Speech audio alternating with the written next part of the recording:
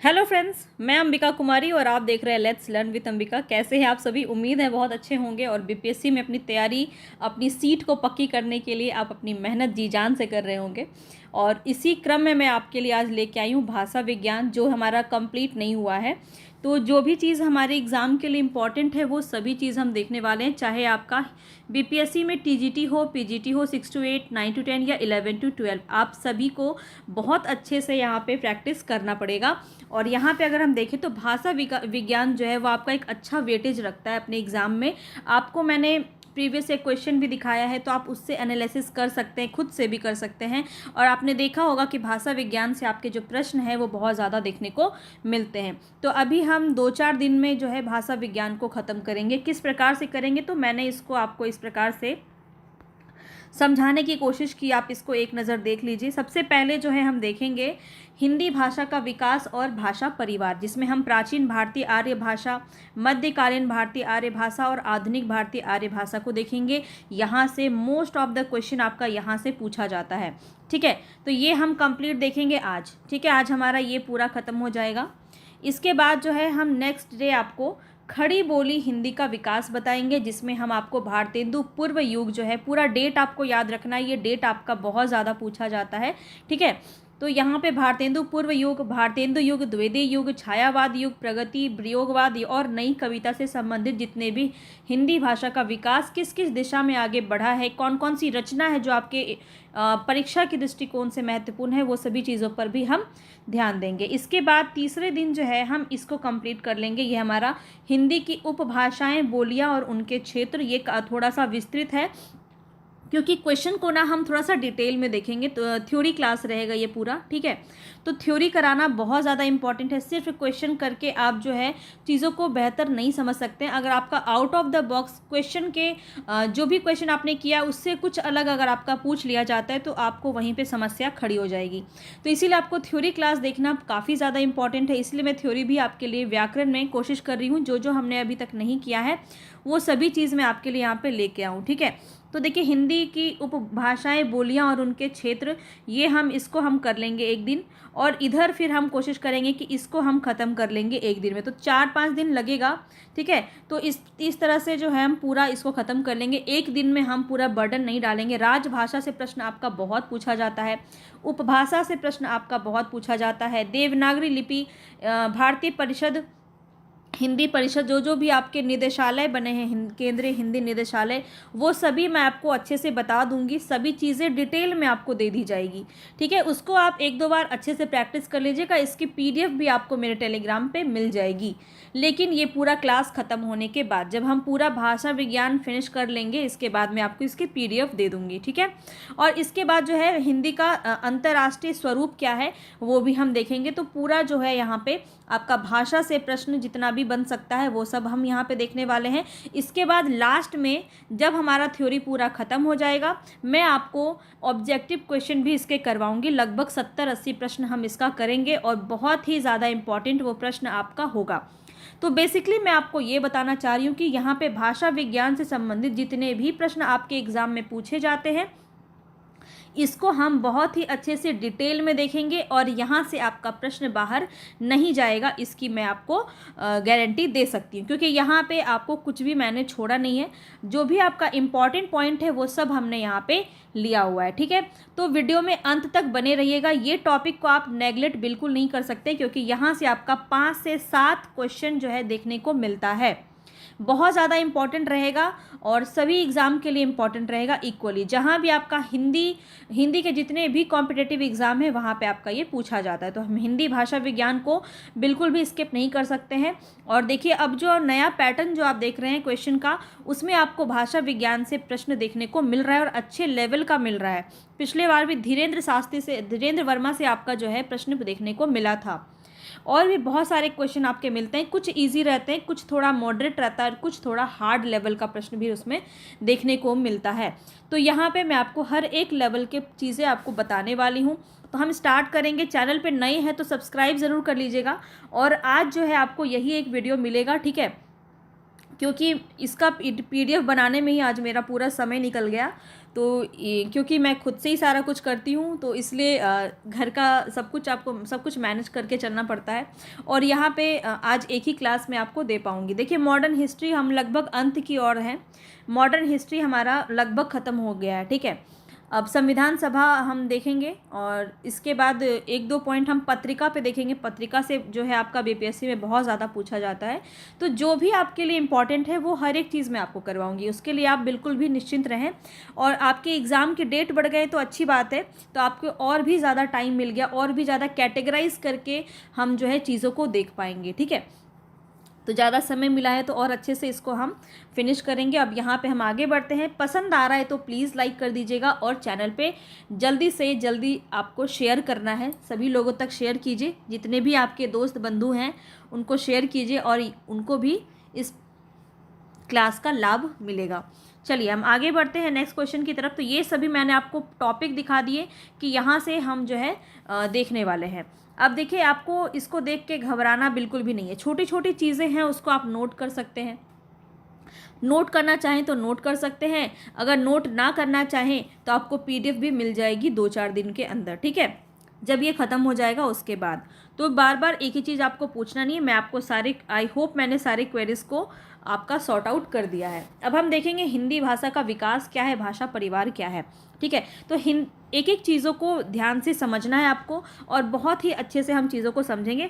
आपका mock test मैंने ख़त्म नहीं किया है, आपका मॉक टेस्ट भी हम लेके चलेंगे, पर भाषा विज्ञान को अच्छे से समझना इंपॉर्टेंट है आपके लिए।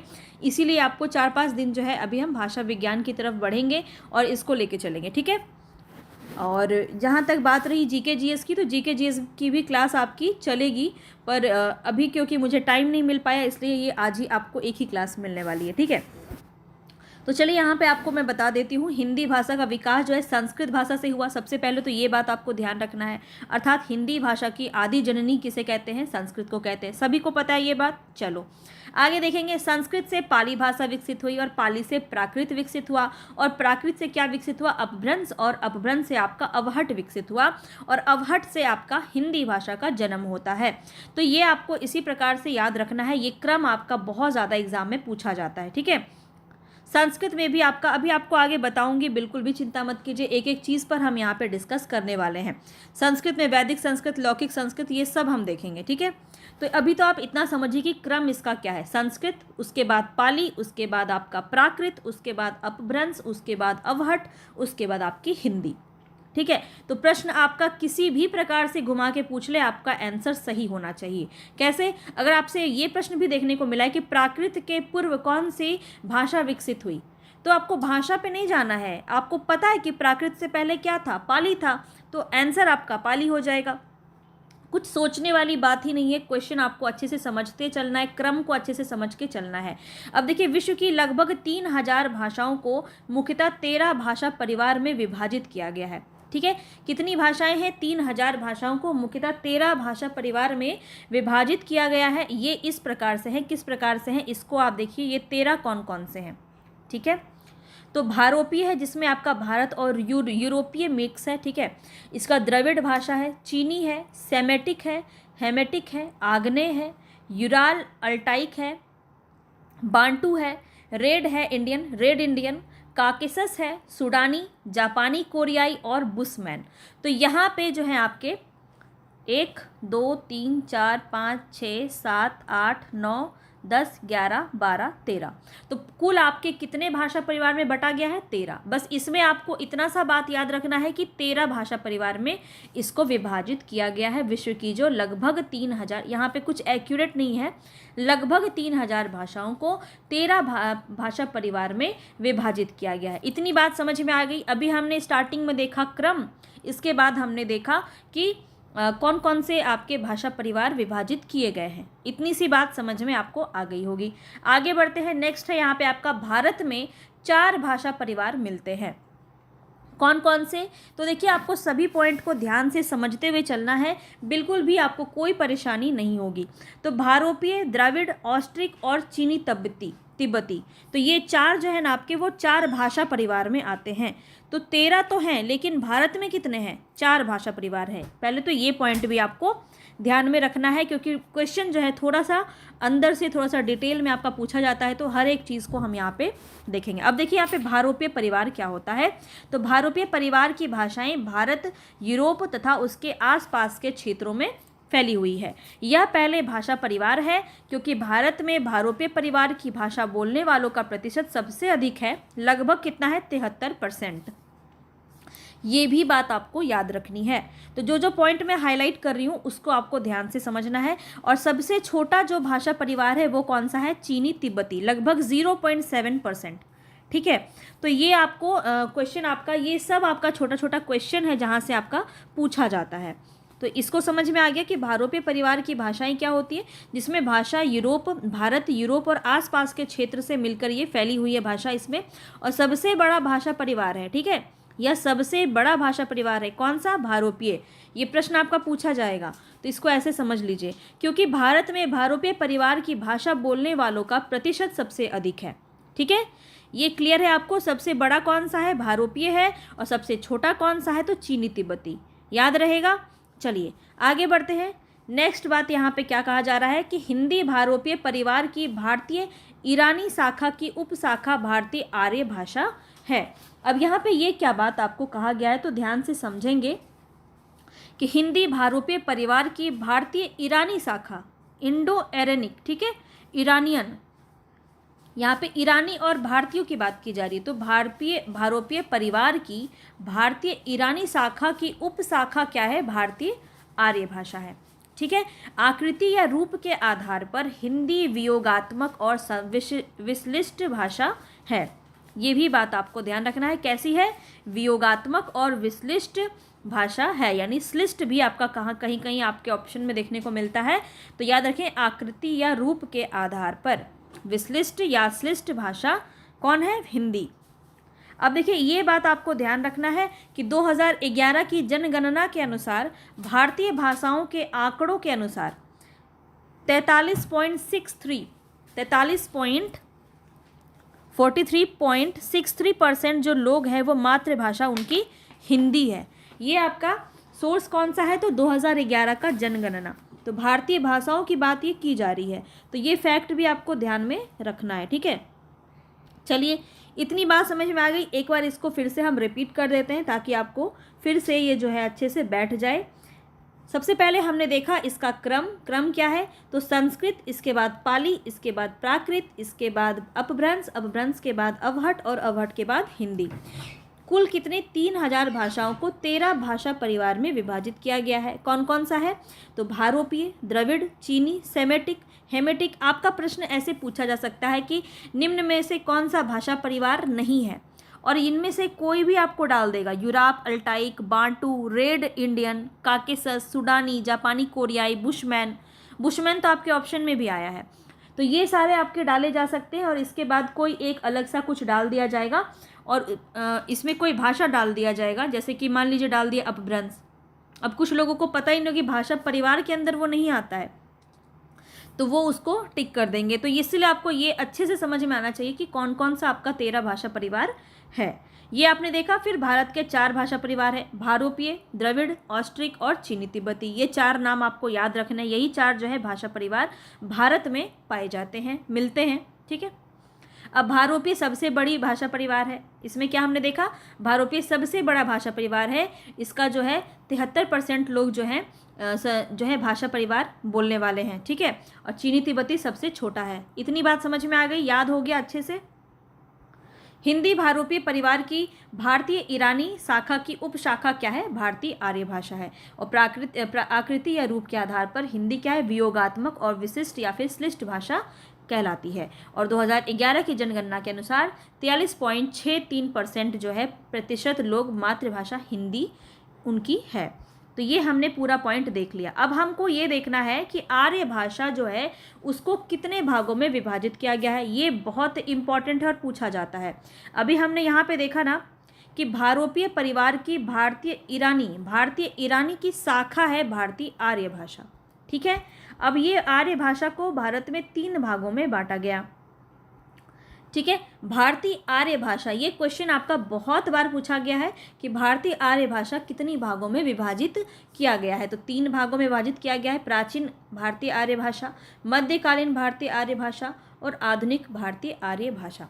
तो ये डेट आपको याद रखना है, ये डेट आपका डेफिनेटली पूछा जाता है। तो ये कि प्राचीन भारतीय आर्य भाषा का जो काल है वो आपका 1500 ईसा पूर्व से 500 ईसा पूर्व आपका है, और वैदिक संस्कृत और लौकिक संस्कृत इसके अंदर आता है। ठीक है, तो प्राचीन है तो बस सिंपल सा संस्कृत सबसे प्राचीन है ना, तो बस वही उसमें होगा। अब संस्कृत तो सबको पता है वैदिक है, एक लौकिक है, तो यहाँ पे वैदिक संस्कृत और लौकिक संस्कृत किसके अंदर आ जाएगा, प्राचीन भारतीय आर्य भाषा के अंदर आ जाएगा। और इसका काल आपको बस याद रखना है, इतनी सी बात है और ज़्यादा कुछ नहीं है। यहाँ पे 500 से ख़त्म हुआ तो 500 से यहाँ शुरू हो जाएगा, 500 से 1000 ईस्वी, ये सब पूर्व नहीं है, ठीक है, ईस्वी। तो ये मध्यकालीन भारतीय आर्य भाषा, इसके अंदर क्या आता है, तो इसके अंदर आपको याद रखना है कि पाली, प्राकृत और अपभ्रंश, जो संस्कृत के बाद और हिंदी से पहले जो भाषाएं विकसित हुई वो आपका मध्यकालीन भारतीय आर्य भाषा के अंदर आता है। इतनी बात आपको क्लियर होनी चाहिए। संस्कृत सबसे प्राचीन है तो प्राचीन भारतीय आर्य भाषा के अंदर आता है, और मध्यकालीन भारतीय आर्य भाषा जो है ये संस्कृत के बाद और हिंदी से पहले आने वाली भाषाएं हैं, जो पाली, प्राकृत और अपभ्रंश हैं।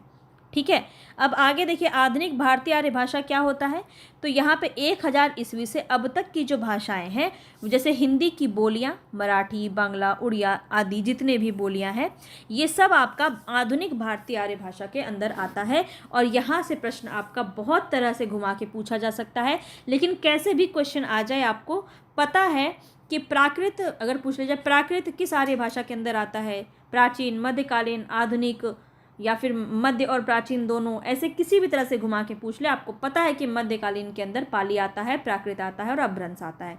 ठीक है, यहाँ पे 1500 से ईसा पूर्व से 500 ईसा पूर्व, यहाँ 500 ईसा पूर्व से 1000 ईस्वी, यहाँ 1000 ईस्वी से अब तक, बस ऐसे आपको ये याद रखना है। चलिए आगे बढ़ते हैं, प्राचीन आर्य भाषा की तरफ बढ़ते हैं। तो प्राचीन आर्य भाषा क्या है, तो प्राचीन भारतीय आर्य भाषा का काल 1500 ईसा पूर्व से 500 ईसा पूर्व तक माना जाता है, और इसकी अवधि में संस्कृत बोलचाल की भाषा थी, और संस्कृत के 2 रूप हैं, आप सभी को पता है, वैदिक संस्कृत और लौकिक संस्कृत। अब इसको क्या किया, थोड़ा सा इसको 1500 ईसा पूर्व से 1000 ईसा पूर्व जो है वो वैदिक संस्कृत माना गया, जिसमें वैदिक संस्कृत को 4 भागों में विभाजित किया गया। आप सभी को पता है, ये जो संहिताएं हैं आपके ऋग्वेद, यजुर्वेद, सामवेद और अथर्ववेद, ये 4 भागों में विभाजित किया गया वैदिक संस्कृत को। और ब्राह्मण, आरण्यक और उपनिषद, ये सब आपका वैदिक संस्कृत के अंदर आता है। इसके लिए यास्क या पाणिनि द्वारा छांदस नामक प्रयुक्त किया गया है। ठीक है, तो ये आपको बस ध्यान में रखना है, इतना ज़्यादा नहीं सोचना है, सिर्फ ये ध्यान रखिए, मैं अगर पूछा जाए आपसे कि ऋग्वेद हो या यजुर्वेद हो, सामवेद हो, ब्राह्मण, उपनिषद हो, इस प्रकार से प्रश्न आपका पूछा सकता है कि ये किसके अंतर्गत आएगा, तो वैदिक संस्कृत के अंतर्गत आता है, बस इतना सा आपको याद रखना है। आगे देखते हैं, ज़्यादा कुछ नहीं है। लौकिक संस्कृत में क्या है, तो लौकिक संस्कृत में जो है ये डेट याद रख लीजिए, 1000 के बाद 1000 से 500 ईसा पूर्व जो है, टोटल कितना था, 1500 से 500, 1500 ईसा पूर्व से 500 ईस्वी, 500 ईसा पूर्व, है ना। तो यहाँ पे आपको ये पता चल गया कि ये यहाँ पे क्या हो जाएगा, 1500 से 1000 तो है वैदिक संस्कृत, और 1000 से 500 क्या है, लौकिक संस्कृत। ठीक है, तो पाणिनि ने इसे संस्कृत भाषा नाम दिया है, पाणिनि ने इसे लौकिक संस्कृत को संस्कृत भाषा का नाम दिया है। पाणिनि के अष्टाध्यायी, वाल्मीकि का रामायण, वेद व्यास का रामायण, महाभारत और पुराण आदि की रचना लौकिक संस्कृत में हुई है, बहुत ही ज़्यादा इंपॉर्टेंट है। तो यहाँ पे बहुत सारे लोग इसमें कंफ्यूज रहते हैं, उपनिषद या फिर जो वेद हैं वो आपके किस में रचित हैं, वैदिक संस्कृत में। लेकिन अगर आपसे पूछा जाए रामायण, महाभारत, पुराण, ये सब जो है किससे रचित है, लौकिक संस्कृत में रचित है। बस इतना ही आपको ध्यान रखना है, ये बहुत ही इंपॉर्टेंट पॉइंट यहाँ पे आपको बता रहे हैं, क्योंकि यहाँ पे पाणिनि की अष्टाध्यायी बहुत बार पूछी गई है, याद रखेंगे, ये लौकिक संस्कृत के अंदर आता है।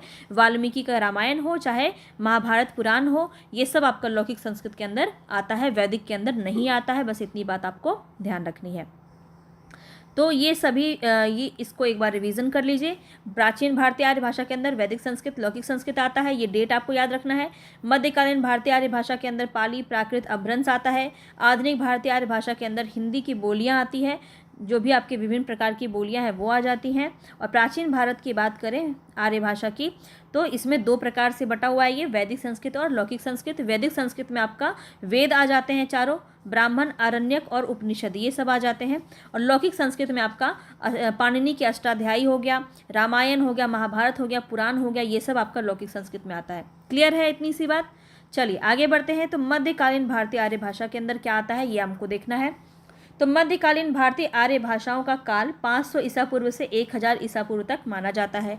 मध्यकालीन भारतीय आर्य भाषाओं में निम्नलिखित 3 भाषाएं विकसित हुई थी। कौन कौन सी? तो पाली, प्राकृत और अपभ्रंश। अभी हमने देखा है ऊपर। तो पाली भाषा का समय क्या है? 500। इतना ज़्यादा डिटेल में आपसे नहीं पूछेगा, पर आपको पता होना चाहिए, तो मैं आपको बता रही हूँ यहाँ पे।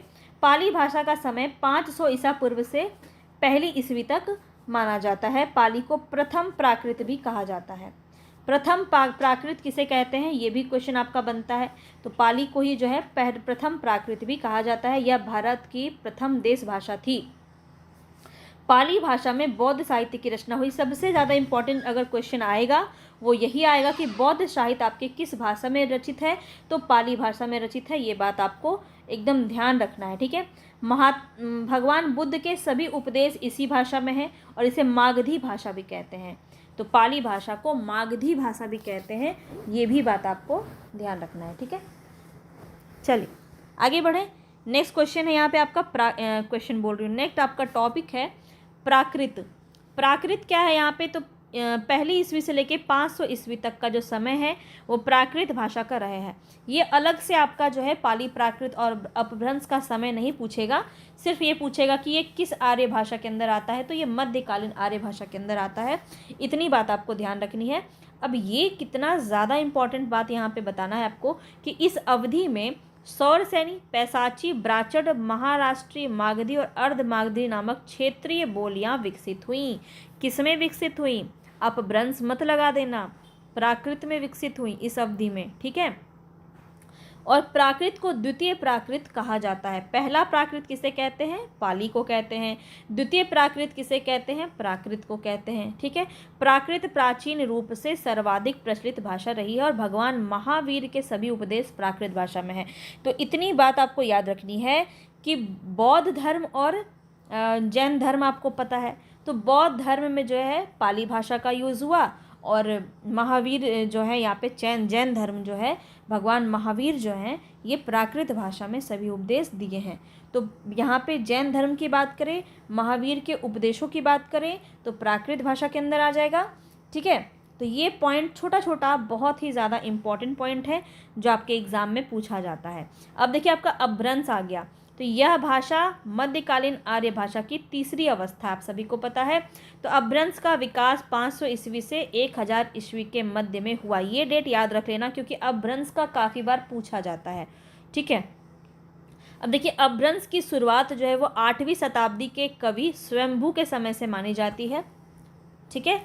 और पौमचर्यु अर्थात राम काव्य की रचना के कारण अपभ्रंश का वाल्मीकि भी से कहा जाता है। ये आप सभी को बहुत अच्छे से पता है ऑलरेडी कि अपभ्रंश का वाल्मीकि किसे कहते हैं? स्वयंभू को कहते हैं। ये पॉइंट याद रख लेना, यहाँ से क्वेश्चन आपका बहुत ज़्यादा बनता है, ठीक है। सभी इंपॉर्टेंट फैक्ट ही आपको मैं बता रही हूँ, तो बहुत ज़्यादा आपको विचलित नहीं होना, इसीलिए मैं आपको एक दिन में सभी चीज़ें नहीं बता रही हूँ, नहीं तो वो सारा आपका खिचड़ी हो जाएगा। लास्ट में समराइज़ कर दूँगी एक बार, तो बिल्कुल भी निश्चिंत रहें, कोई परेशानी वाली बात नहीं है। अब देखिए अपभ्रंश की कुछ चीज़ें आपको पता होनी चाहिए क्योंकि अपभ्रंश से जो है आपका काफ़ी क्वेश्चन बनता है। अपभ्रंश और पुरानी हिंदी के मध्य एक समय संक्रांति काल कहा गया। अपभ्रंश और पुरानी हिंदी इसके बीच का जो एक समय था वो आपका संक्रांति काल कहा गया था। ये प्रश्न बहुत पूछा जाता है, ध्यान रखेंगे। तो यहाँ पे पुरानी हिंदी को ही जो है अपभ्रंश किन्होंने कहा था ये भी आपको पता होगा, ये मुझे आप कमेंट बॉक्स में बताइएगा। वैसे यहीं पे दिया हुआ है, आपको बताने की ज़रूरत नहीं पड़ेगी, सभी चीज़ें इंक्लूडेड है। तो यहाँ पे देखिए, बस देखते जाइए आप, ठीक है। तो यहाँ पे देखिए आगे क्या बात आपको कहा गया है, थोड़ा सा जूम कर लेते हैं ताकि आपको अच्छे से विजिबल हो। अब देखिए, कवि धनपाल द्वारा रचित भविष्यत कहा, ये ध्यान रखना, भविष्यत कहा ये काफ़ी पूछा जाता है। तो ये रचना किसकी है? धनपाल की है। कैसे याद कराया था आपको मैंने?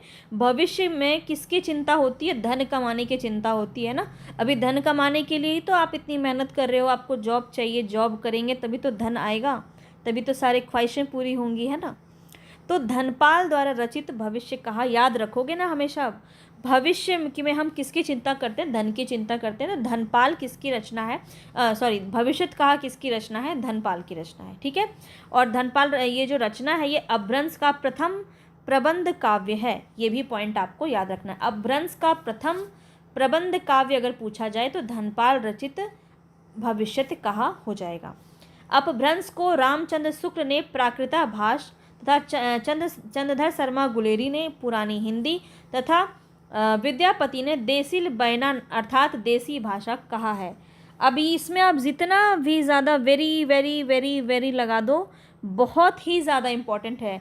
पाप लगेगा आपको अगर आप इसको छोड़ते हैं तो, है ना, क्योंकि यहाँ से प्रश्न आपका बहुत बनता है और यकीन मानिए कई सारे लोग इसको लेके बहुत ज़्यादा कंफ्यूज भी रहते हैं। तो याद रखेंगे, यहाँ मेरे चैनल पे जितने भी लोग हैं उन्हें कंफ्यूज बिल्कुल नहीं होना है। अपभ्रंश को किसने क्या कहा? तो ये 3 नाम आपको याद रखने हैं, ध्यान से समझेंगे। रामचंद्र शुक्ल ने प्राकृताभास कहा है, ठीक है, नोट कर लो इसको अच्छे से। चंद्रधर शर्मा गुलेरी ने पुरानी हिंदी कहा है और विद्यापति ने देसी भाषा कहा है। ये प्रश्न आपका बहुत ज़्यादा पूछा जाता है, तो बिल्कुल भी इसको स्किप नहीं करेंगे, ठीक है। देसिल बन्ना नाम से इनका जो है एक पंक्ति भी काफ़ी प्रसिद्ध है जो विद्यापति का है, ध्यान रखेंगे। चलिए आगे बढ़ते हैं। तो ये जो मैं आपको रचना बता रही हूँ ना, यहाँ से प्रश्न डायरेक्ट बनता है, ठीक है। तो इस भाषा के प्रमुख रचनाकार कौन कौन है? विद्यापति की कीर्तिलता, रोड़ा कवि की राउरवेल शिलांकित कृति है, आपको पता है बहुत अच्छे से, मैंने आदिकाल में ये सभी चीज़ें आपको पढ़ाई हैं, सभी काल हमने बहुत अच्छे से ख़त्म किया है।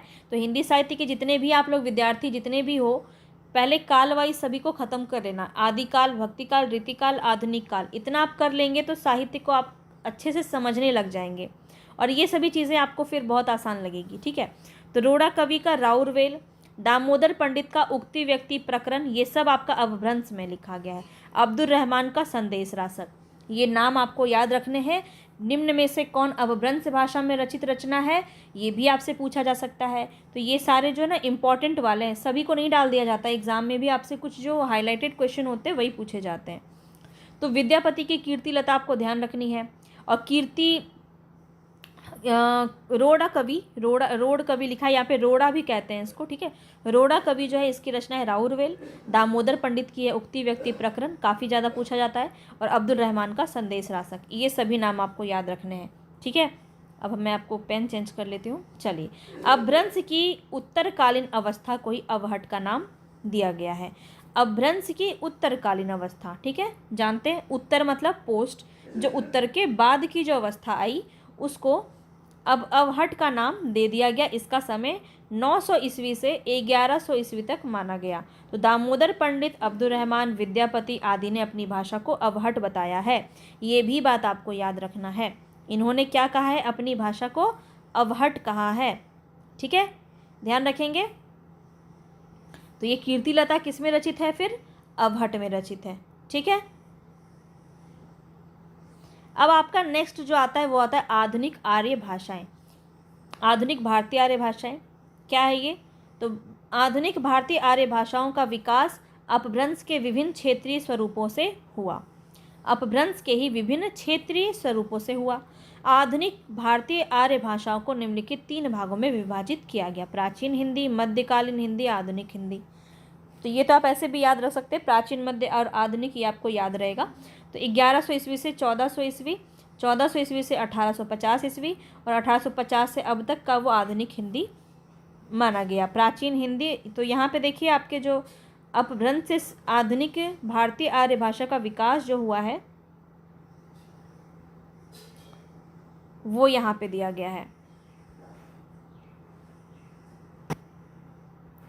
अब यहाँ पे ध्यान से समझेंगे, सौर सेनी अपभ्रंश, ये काफ़ी ज़्यादा पूछा जाता है, ठीक है।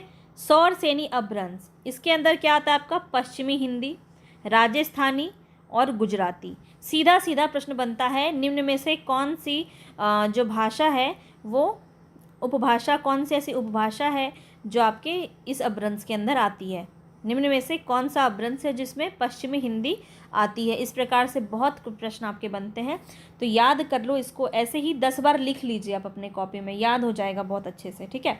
सौर सेनी अपभ्रंश में आता है आपका पश्चिमी हिंदी, राजस्थानी और गुजराती। अब अर्धमागधी, अर्धमागधी आपका जो है अर्धमागधी अपभ्रंश, तो यहाँ पे पूर्वी हिंदी आता है आपका, जिसमें आपका क्या है? अवधी, बघेली, छत्तीसगढ़ी।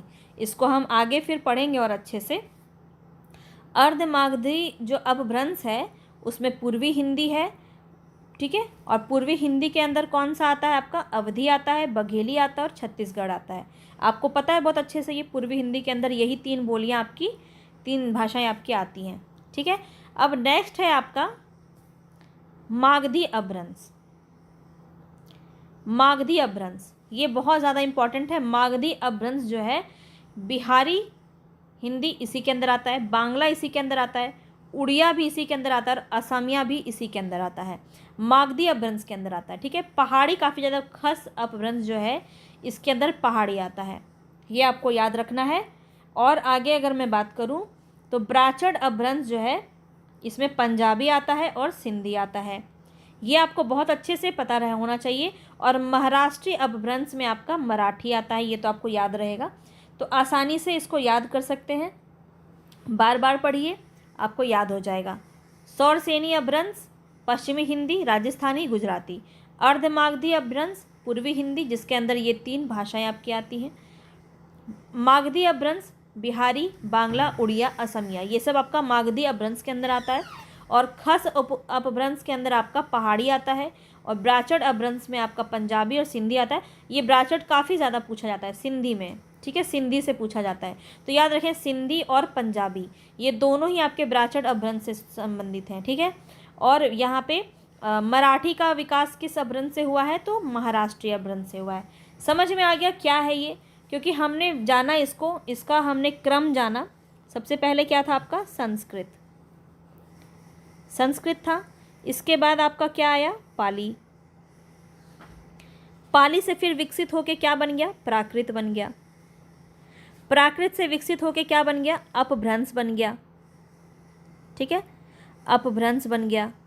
अब आपको पता है कि ये अपभ्रंश से विकसित होके ही हिंदी बनी है, ठीक है, ये पता है आपको। तो ये कौन कौन से अपभ्रंश से कौन सी हिंदी भाषा बनी है, यही यहाँ पे आपको बताया गया है। समझ में आ गया? अब आपको क्लियर है अच्छे से? चलिए अब देखिए, हिंदी शब्द की व्युत्पत्ति से प्रश्न आपके कुछ बनते हैं, तो उसको हम देख लेते हैं कि क्या है ये आपका। तो यहाँ पे देखिए, वैदिक संस्कृत, लौकिक संस्कृत, पाली, प्राकृत, अपभ्रंश आदि किसी भी प्राचीन भारतीय भाषा में हिंदी शब्द उपलब्ध नहीं है। सबसे पहला फैक्ट तो आपको यही ध्यान में रखना है, ठीक है। अब देखिए, ये आपको ध्यान रखना है कि हिंदी आने से पहले हिंदी का नाम कैसे हो सकता है।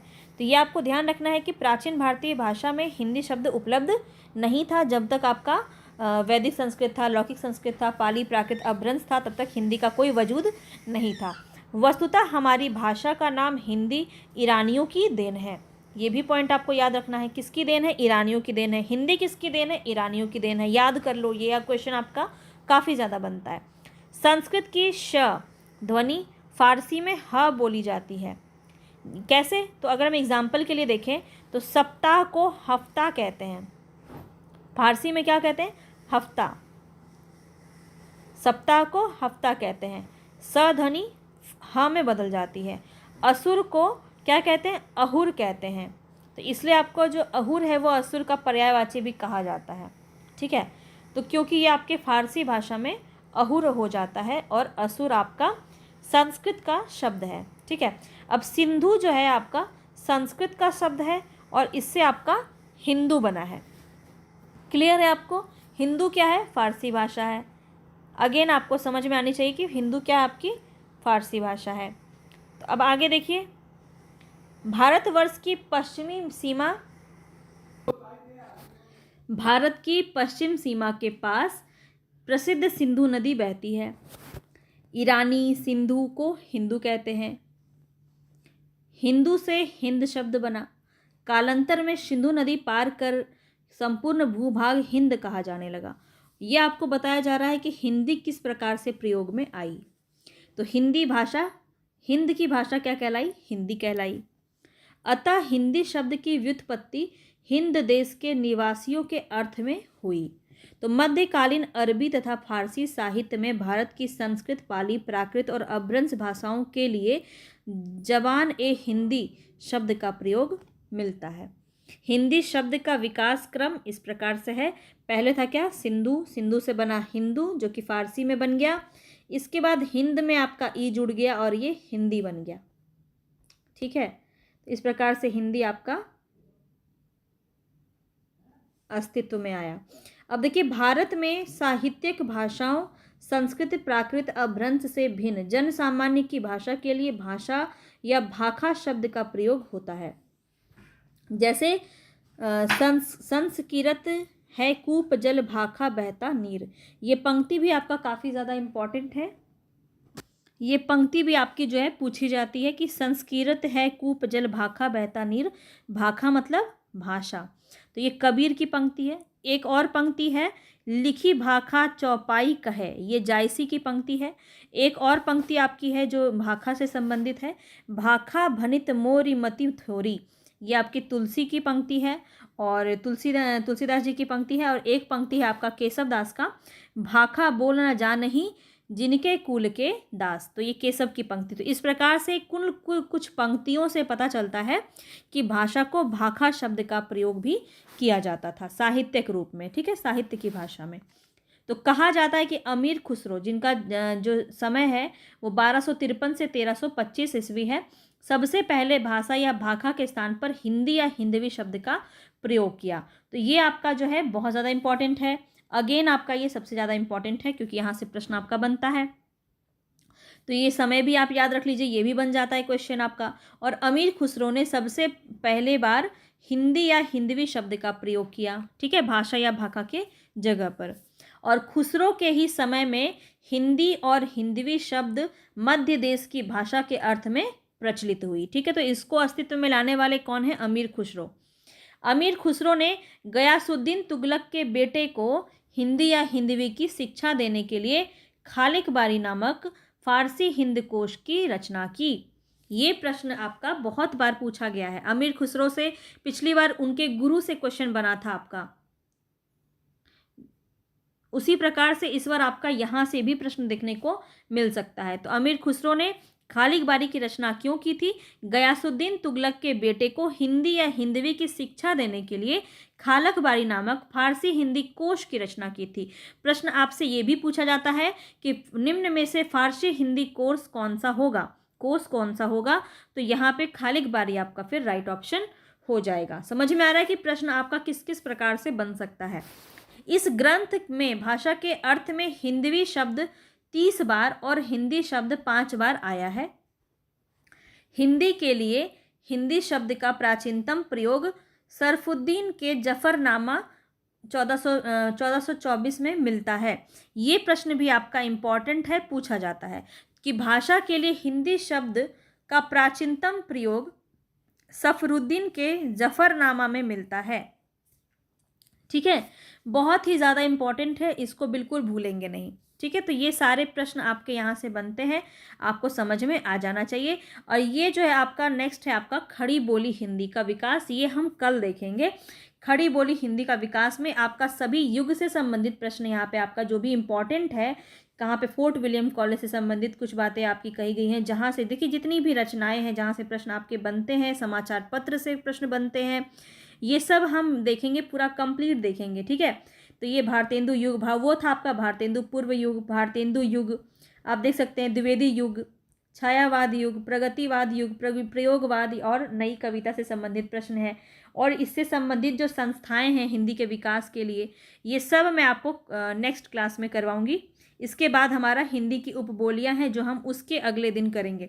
तो इस तरह से आप देख रहे हैं यहाँ पे बहुत ही अच्छे से, बहुत ही डिटेल में आपको सारी बातें समझाई जाएंगी। ठीक है, तो बिल्कुल आपको निश्चिंत रहना है। एक बार हम इसका रिवीजन कर लेते हैं।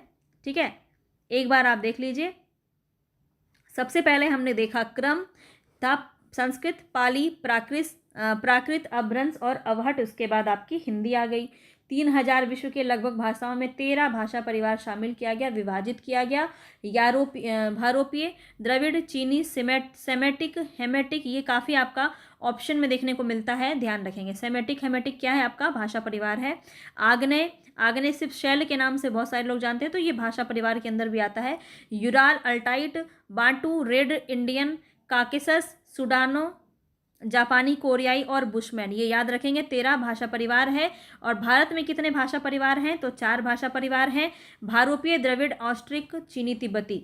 भारोपीय भाषा परिवार सबसे बड़ा भाषा परिवार है, क्योंकि यहाँ पे लगभग 73% लोग इसको बोलते हैं। और सबसे छोटा भाषा परिवार कौन सा है? चीनी, तिब्बती। ये भारत के भाषा परिवार की बात यहाँ पे की जा रही है। और भारतीय ईरानी जो है शाखा के अंदर ही आपका आर्य भारतीय आर्य भाषा आता है, जिसको और आकृति और रूप के आधार पे हिंदी को वियोगात्मक और विश्लिष्ट भाषा कहते हैं।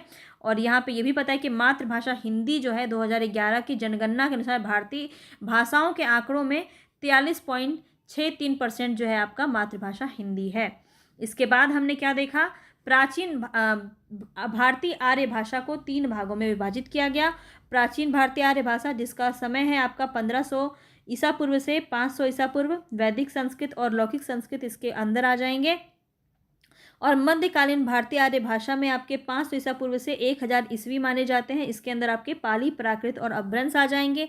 आधुनिक भारतीय आर्य भाषा के अंदर 1000 ईस्वी से अब तक की बात की जा रही है, जिसमें आपकी हिंदी की प्रत्येक बोलियां आपकी देखने को मिलती है आधुनिक आर्य भाषा में। फिर हमने सभी को डिटेल से समझा। प्राकृत आर्य भाषा के अंदर आपके 2 संस्कृत आते हैं, एक वैदिक संस्कृत, एक लौकिक संस्कृत। इसमें क्या आपके जानने वाली बात है? तो 1500 ईसा पूर्व से लगभग 1000 ईसा पूर्व तक वैदिक संस्कृत को जोड़ा गया है 4 भागों में। ये 4 क्या है आपकी? वेद हैं। ऋग्वेद, यजुर्वेद, सामवेद, अथर्ववेद और ब्राह्मण, आरण्यक और उपनिषद। ये सभी आपके जो हैं किसके अंदर मिलते हैं? वैदिक संस्कृत के अंदर आते हैं। और यास्क या पाणिनि द्वारा छंदास में इसके बारे में आपको जानकारी भी मिलती है। लौकिक संस्कृत में आपका पाणिनि ने इसे संस्कृत भाषा भी कहा है। और पाणिनि की अष्टाध्यायी, वाल्मीकि का रामायण, वेद व्यासकृत, महाभारत, पुराण आदि सब रचना आपकी किसकी है? लौकिक संस्कृत की है। इसके बाद हमने मध्यकालीन भारतीय आर्य भाषा को देखा, जिसके अंतर्गत हमने देखा कि ये 500 ईसा पूर्व से 1000 ईस्वी तक माना जाता है। पाली इसके अंदर आता है। पाली में हमने क्या इंपॉर्टेंट देखा कि इसे हम प्रथम प्राकृत भाषा भी कहते हैं और भारत की प्रथम देश भाषा भी इसे कहा जाता है। ये प्रश्न आपका बना है ऑलरेडी, ध्यान रखेंगे। और बौद्ध साहित्य की रचना पाली भाषा में की गई। मागधी भाषा भी इसी को कहते हैं। ठीक है, जो आपका आगे चल के जो मागधी अपभ्रंश बनता है, ये आपका पाली से संबंधित है। आगे देखिए, प्राकृत जो आया आपका इसके बाद, तो 500 ईस्वी जो है, पहली ईस्वी से 500 ईस्वी तक आपका प्राकृत भाषा रहा। इसके अंदर हमने जो है सौरसेनी, पैसाची, ब्राह्मण, महाराष्ट्री, मागधी और अर्ध मागधी नामक क्षेत्रीय बोलियां विकसित की। ये आपका प्राकृत के अंदर आता है और इसको हम द्वितीय प्राकृत कहते हैं। आगे हम देखेंगे, इसके बाद था हमारा अपभ्रंश। अपभ्रंश में हमने जाना कि ये 500 ईस्वी से 5000 ईस्वी के मध्य विकसित हुआ। और अपभ्रंश का शुरुआत जो है वो स्वयंभू के पौमचर्यु से माना जाता है। और अपभ्रंश का वाल्मीकि किसे कहते हैं? तो पौमचर्यु स्वयंभू को कहते हैं। ये भी बात आपको ध्यान रखनी है। 8वीं शताब्दी के ये कवि हैं। आगे बढ़ते हैं। नेक्स्ट हमने देखा अपभ्रंश और पुरानी हिंदी के मध्य का समय संक्रांति काल के नाम से जाना जाता है। ये प्रश्न आपका पूछा जाता है कि अपभ्रंश और पुरानी हिंदी के मध्य का समय क्या कहलाता है? संक्रांति काल कहलाता है। और धनपाल द्वारा रचित भविष्यत कहा अपभ्रंश का प्रथम प्रबंध काव्य है। और ये भी ध्यान रखेंगे कि अपभ्रंश को रामचंद्र शुक्ल ने क्या कहा? प्राकृताभाष कहा। रामचंद्र दास शर्मा गुलेरी ने पुरानी हिंदी कहा और विद्यापति ने देसी भाषा कहा है। ये तीनों ही प्रश्न आपके बन चुके हैं ऑलरेडी, ध्यान रखेंगे। यहाँ से प्रश्न आपके बनने की संभावना सबसे ज़्यादा है इस टॉपिक के अंदर। ठीक है, इस भाषा के प्रमुख रचनाकार की बात करें तो विद्यापति की कीर्तिलता, रोड़ा कवि की राउरवेल, दामोदर पंडित की उक्ति व्यक्ति प्रकरण और अब्दुल रहमान के संदेश रासक, ये सभी रचनाएं इसके अंदर आ जाएंगी। और अपभ्रंश की उत्तरकालीन अवस्था को अवहट कहा जाता है और इसका समय आपका दिया गया 900 ईस्वी से 1100 ईस्वी। और दामोदर पंडित, अब्दुल रहमान, विद्यापति आदि ने अपनी भाषा को अवहट बताया है। ये भी बात आपको ध्यान रखना है। इसके बाद हमने देखा आधुनिक आर्य भाषा, जिसको 3 भागों में विभाजित किया गया, प्राचीन हिंदी, मध्य हिंदी, आधुनिक हिंदी। ठीक है, 3 भागों में विभाजित किया गया। और इसके बाद हमने जो है अपभ्रंश से आधुनिक भारतीय आर्य भाषा का विकास किस प्रकार से हुआ, ये हमने देखा कि सौरसेनी अपभ्रंश के अंदर आपका पश्चिमी हिंदी का विकास हुआ, राजस्थानी और गुजराती का विकास हुआ, अर्धमागधी अपभ्रंश के अंदर पूर्वी हिंदी का विकास हुआ, मागधी अपभ्रंश के अंदर बिहारी, बांग्ला, उड़ीसा और असमिया का विकास हुआ, खस अपभ्रंश के अंदर पहाड़ी का विकास हुआ, और ब्राह्मण अपभ्रंश के अंदर पंजाबी और सिंधी का विकास हुआ, और महाराष्ट्री अपभ्रंश के अंदर मराठी का विकास हुआ। आई होप आपको सभी चीज़ें अच्छे से याद हो गई होंगी। यहाँ पे हमने देखा कि हिंदी शब्द की उत्पत्ति किस प्रकार से आपकी देखने को मिलती है, किस प्रकार से जो है संस्कृत का श शब्द श ध्वनि जो है वो आपका फारसी में ह बोला जाता है। इस प्रकार से जो आपका हिंद से सिंध से आपका हिंद बना, और हिंद से आपका हिंदी शब्द का विकास हुआ, और किस प्रकार से जो है साहित्यिक भाषा में भाषा को भाखा के रूप में प्रस्तुत किया गया। और खड़ी बोली का सर्वप्रथम हिंदी और हिंदवी का प्रयोग किसने किया, अमीर खुसरो ने किया। और अमीर खुसरो के ही समय में हिंदी और हिंदवी शब्द जो है मध्य देश की भाषा के अर्थ में प्रचलित होता है। इन्होंने सबसे अच्छी रचना की खालिक बारी। खालिक बारी क्या थी, तो फारसी हिंदी कोश थी, और गयासुद्दीन तुगलक के बेटे को हिंदी या हिंदवी की शिक्षा देने के लिए इन्होंने ये रचना की थी। इस ग्रंथ में भाषा के अर्थ में हिंदवी शब्द की 30 बार जो है प्रयोग किया गया है, और हिंदी शब्द का 5 बार प्रयोग किया गया है। भाषा के लिए हिंदी शब्द का प्राचीनतम प्रयोग सफीरुद्दीन के जफरनामा में मिलता है। ये प्रश्न आपका मोस्ट इंपॉर्टेंट है। भाषा के लिए हिंदी शब्द का प्राचीनतम प्रयोग, प्राचीनतम मतलब सबसे पहला प्रयोग कह सकते हैं, किसने किया था, जफरनामा में किया गया था सफीरुद्दीन के द्वारा। तो ये सभी चीज़ें आज हमने देखी, बहुत अच्छे से मैंने आपको इसकी रिवीजन भी करवा दी गई है, और इसका पूरा पीडीएफ आपको ये पूरा चैप्टर ख़त्म होने के बाद मिलेगा। तो बिल्कुल इसको ध्यान से आपको समझना है, और इसका लास्ट में हम क्वेश्चन देखेंगे जब हम पूरा थ्योरी ख़त्म कर लेंगे इसका। तो पसंद आया होगा तो प्लीज़ लाइक करके चैनल को सब्सक्राइब कर लीजिएगा, और सभी लोगों तक शेयर कर दीजिएगा। मिलेंगे नेक्स्ट वीडियो में, तब तक के लिए धन्यवाद।